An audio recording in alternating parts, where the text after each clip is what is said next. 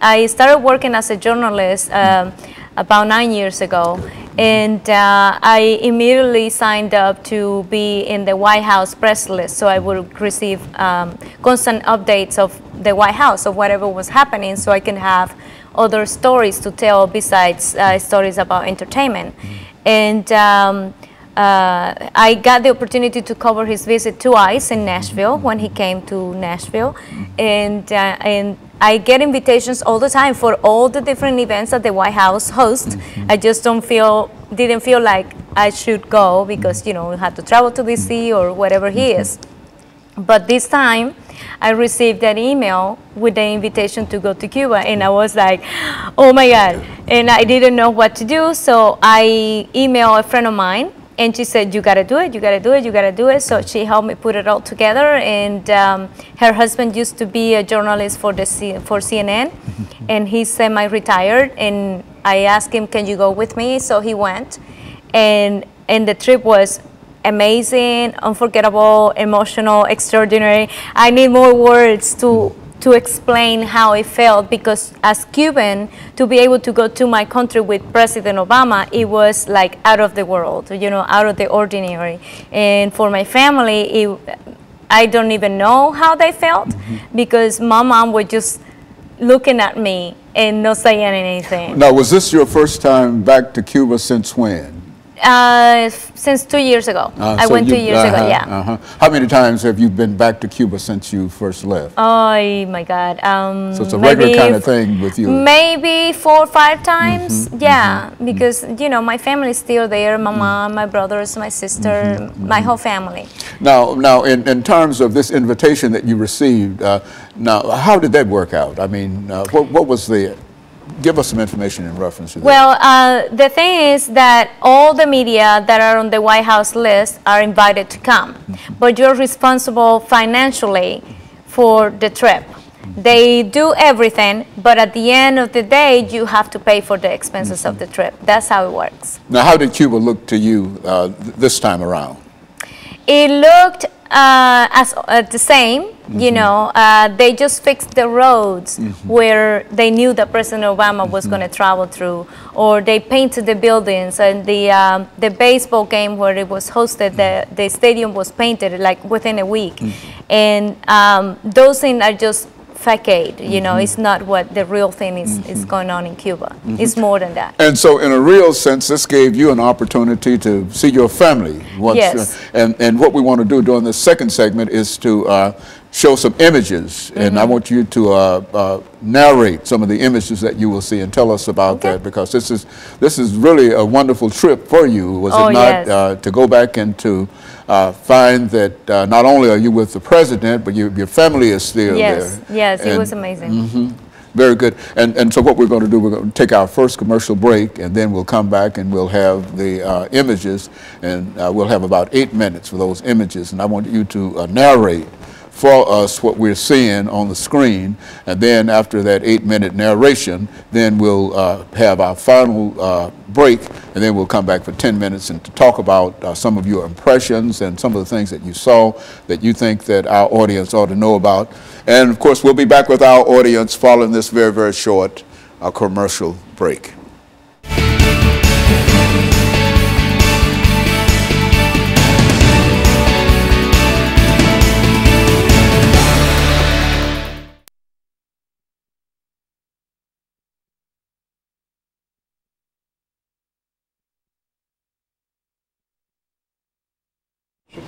And so this is an 8-minute segment. Okay. And what we want to do is to put the images up and to have you to towards you a little bit.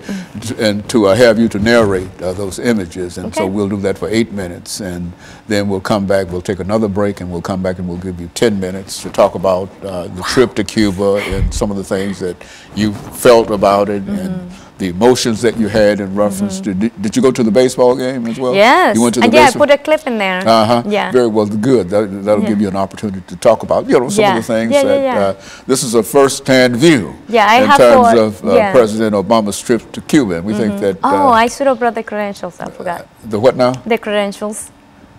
You got the credentials that you used. I forgot to bring it. That'll be fine though. Yeah. but I think this will testify that you were there. Yeah, yeah. Okay, and so this will be our 8-minute segment. Now we're going to do the images now. Is that right? What? The images. Yeah, they got it there. I'm going to be going there as well. Oh, okay, very good. Less than a minute out.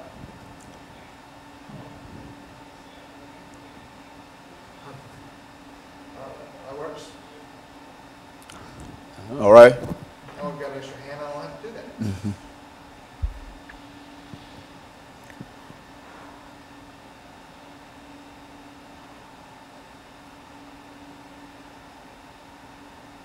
Is it warm outside? It's still warm outside? It's really beautiful. It's not no, raining. it's not raining. It's beautiful. Perfect. No, we've got 8 minutes on this.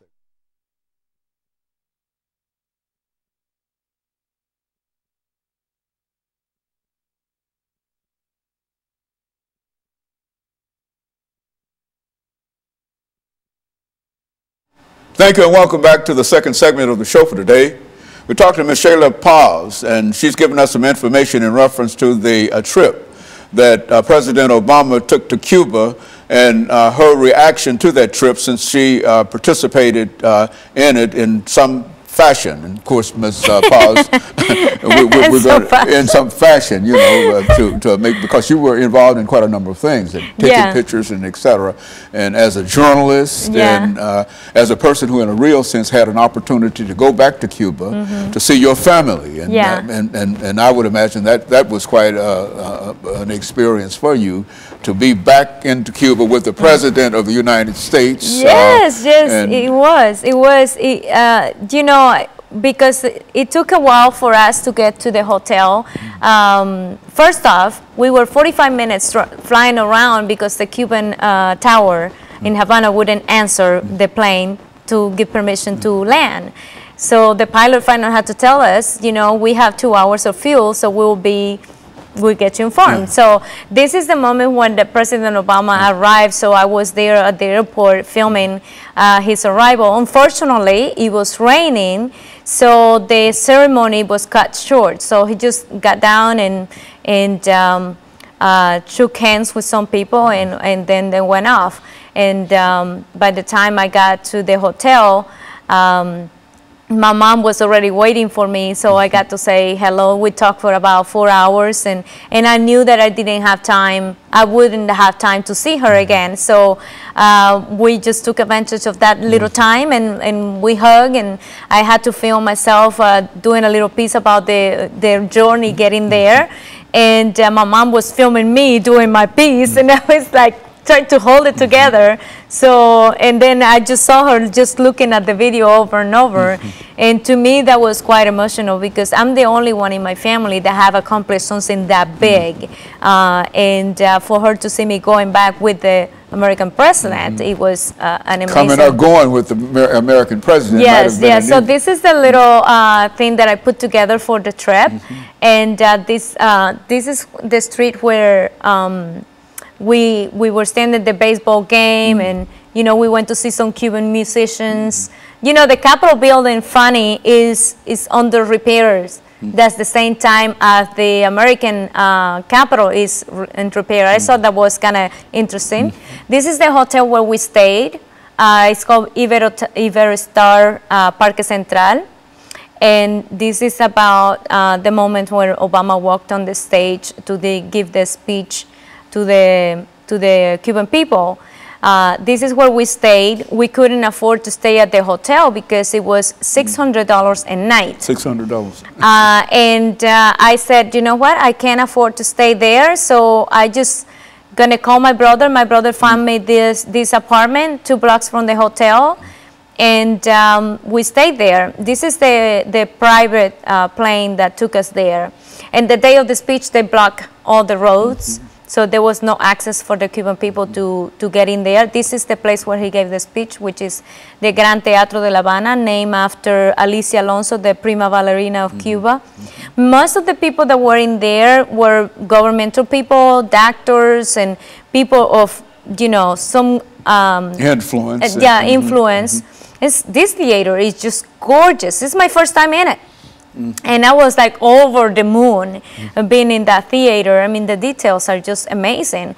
So I was like, I gotta write a piece about this. So this is what I filmed. I took some pictures, and this is from the view from the top of the hotel, Iberostar Hotel.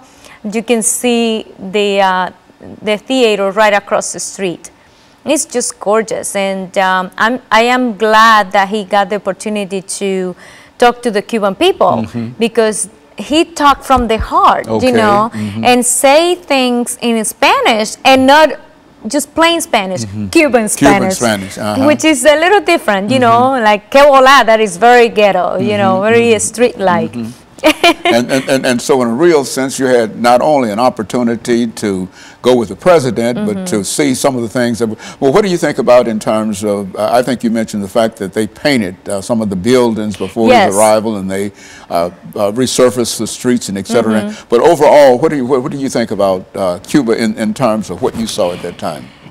See, the buildings, this is one of the side street, and I'm doing a story about the people, how calm they are, but they are very excited that the president was going to be there, and this is not being fixed at all.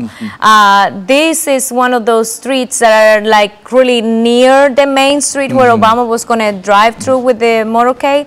But you know, there is a long ways to go for the Cuban government and for the country itself to being rebuilt, and it's going to take a lot of money. And how did the people feel? I mean, how do you see the people in terms of their feelings and their emotions in terms of the president's trip there? The moment that I saw that you could feel, I still get goosebumps. The emotion was when we were at the baseball game. Because when Obama walked through that tunnel, all you feel was the trembling of the whole thing. It was full of Cuban people, and they were there waiting from 10 a.m. in the morning until he got there about almost 2 p.m. And that's when you felt the energy, and they were chanting and saying his name and moving the flag, and it was very, very exciting moment for the Cuban people to see that. And there was like, when I got out, there were people hanging over the top to see him leaving and to arrive. Yeah. And so that was quite an experience with you and your family. Yes. Where was your mother at that time? Were the two of you together at all times? Or what? No. I wasn't. I knew that I wasn't going to be able to see her again. So I just saw her the night we got there on the 19th, the night before. All the press got there the night before he arrived. So I got to the hotel about 8 p.m. and I got to hang out with my mom for 4 hours. That's it. And so this was about your 5th time to Cuba since you first left Cuba as a child. Yeah, about 5 times, yeah. Yeah. And I would imagine that this was one that you will probably remember more than any trip that you've ever taken there. And so what you're doing now in terms of the images that we see, these are the images that you're using for your own television show. Is that not? Yeah, this is what I filmed. All the coverage was for the Latino community, which my shows is for, you know, Entertainment Circle. And on my website, I created a special place, pages for the videos from Cuba. So anybody can go in there and see all my videos and What's my video the site blog. number for that? It's Entertainment Circle Network. It's circletv.com. Okay, so what we're going to do, we're going to take this second commercial break, and then we'll come back with 10 minutes. And we'll be back with our audience following this very, very short commercial break.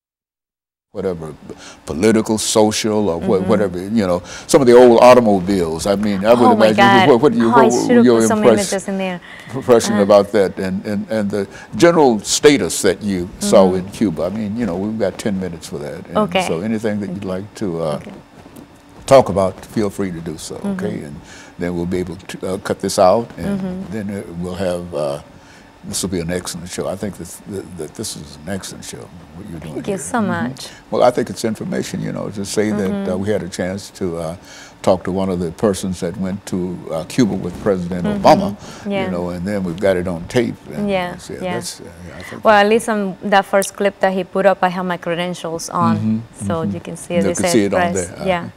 Very good. Yeah, every time. We had a Secret Service guy assigned to us. For the White House press. So well, why don't you, you know, this is 10 minutes. Yeah, okay. And I don't have any information about it at all. Okay. And so what you do is to just inform me for the next 10 minutes of this last segment on what went on while you were in Cuba. Did you have a chance to go out to dinner, or did you go to a restaurant, or did you go to all confined? Only one time I went to that bar where the musicians were playing, and we had a daiquiri. There was no free movement anywhere you wanted to go. Well, it was, but I just didn't have time. The time was really tight. So okay, to Cuba with Obama. Is that the name of this? Okay, so good. We're getting ready for this final segment.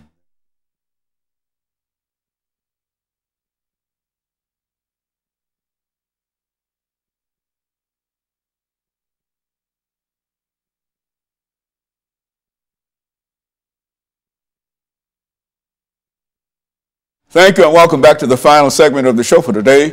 We talked to Ms. Shayla Paz, and she's given us some information about President Obama's trip to Cuba.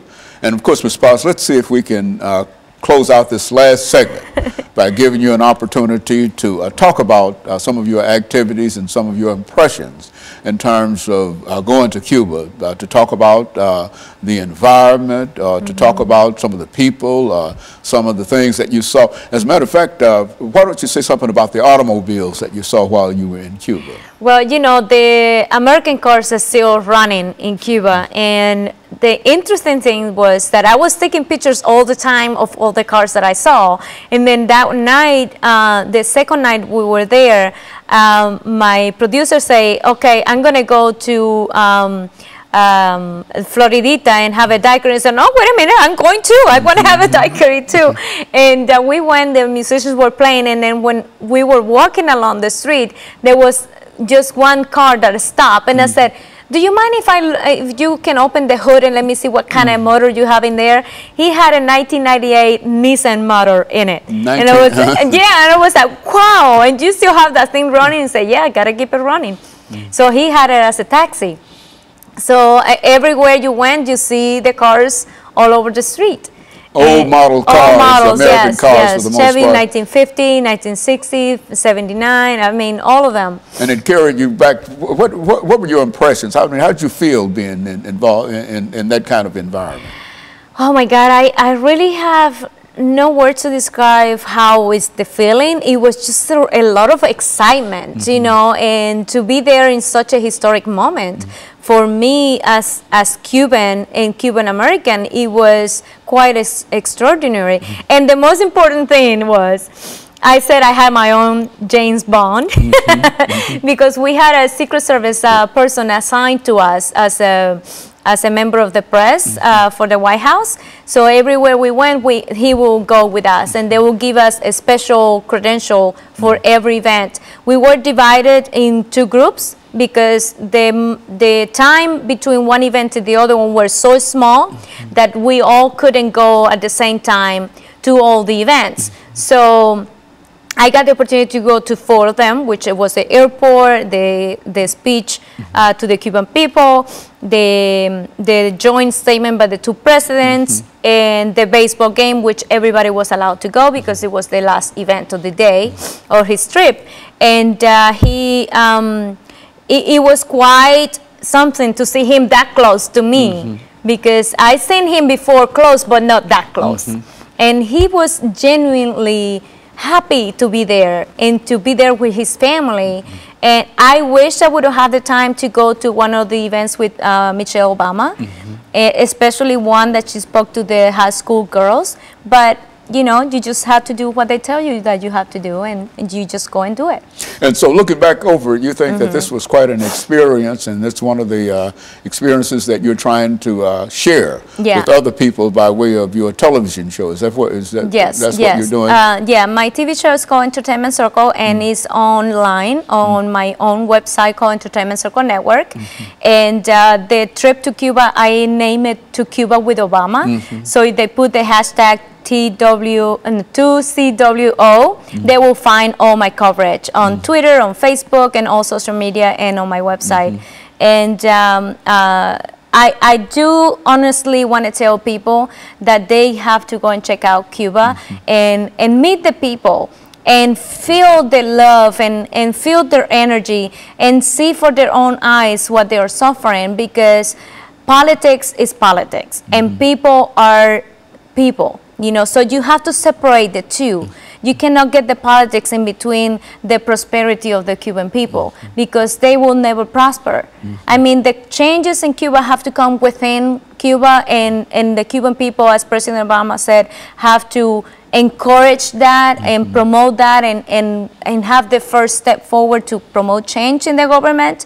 But if we put a little step on it, it will help them in the long run. So you think that what the president did in terms of recognizing Cuba is a very, very important step, and that it ought to be supported, and that the Cuban people were in favor of that? Was that the impression that you definitely, definitely. I got the chance to talk to a few people on the street, and they were very, very happy of his visit, and they all said that it's the first step in the right direction, and that they were very hopeful. They were really, really happy about that. So we'll see. And so the president really made an impression, a real impression on the people in Cuba. And even the president, what did you think about, you had an opportunity to go to the meeting that he had with the president of Cuba. What happened at that meeting? I mean, how did that all come about? That was very interesting, because the Cuban president or the government is not used to doing press conference. So after they gave the statements, I didn't know they were going to allow questions. So I was lifting my hand every couple of seconds to get my chance. But President Obama took 2 questions, and he picked the people that he wanted to be asked from. And then those 2 people got the chance to ask questions to Raul Castro, and he just threw it back in their court. He didn't really answer the questions. He was like, where are the political prisoners? We don't have political prisoners. And they do, but he doesn't want to admit it. And the questions about human rights violation, and he just say, what country in the world fulfill all the human rights? Nobody does. So we feel 45 of them. That's all he said. But he sort of admitted that, yeah, we have human rights violation, but he didn't want to say which one. But overall, you think that it was a very, very positive experience that you had by going to Cuba with the president, and that you think the president made a very, very positive impression on the people of Cuba. Is that what? Yeah, definitely it was. And I just talked to my mom 2 days ago, and she said things are still not moving, you know, since are kind of like there were, but the parliament is in session right now, so they're waiting to see what happened after the parliament. Fidel Castro came out on television yesterday and spoke and said that he's going to die soon, and that he hoped that the Cuban people and the people that stay in power continue with his vision of the country and his revolutionary thoughts. So I hope not. but you personally did not have an opportunity to see Mr. Castro, Fidel Castro. Did you see him? Nobody got to see Raul. him. Raul Castro is the president. But you never saw Fidel. No. I was like impressed that I was that close to Raul Castro, you know, and see him for the first time that close in person, right there in front of me. But, you know, I didn't get the chance to ask a question, so I just have to wait for my next time. Okay, so we've got about 2 minutes, Ms. Paz, and anything that you might like to say in terms of your trip to Cuba, or in terms of the president, or whatever, this will be your opportunity to do so. I still have to finish my coverage, and because I haven't had a chance to finish all the editing.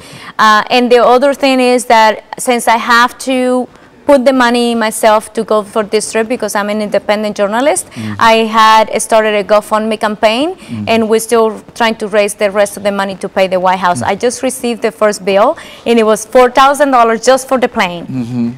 And they're still going to bill me for the ground transportation in Cuba and telecommunications. I assume food and water, but I don't know.